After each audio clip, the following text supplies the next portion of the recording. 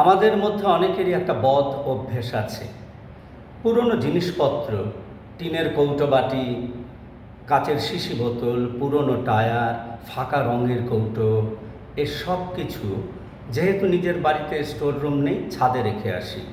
এসব করবেন না, এতে বিপদ বাড়বে।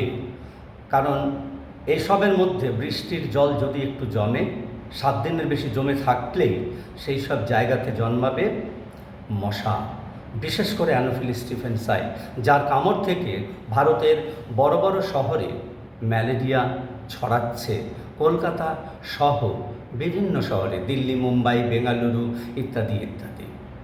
কলকাতা পুরসভার মশা গবেষকরা পরীক্ষা করে দেখে ফেলেছে যে ক্লোরিন মেশানো জল বা অন্যান্য জলের তুলনায় বৃষ্টির জমা জল ডিম পাড়ার জায়গা হিসেবে সবথেকে বেশি পছন্দ করে অ্যানোফিলিস স্টিফেন্সাই।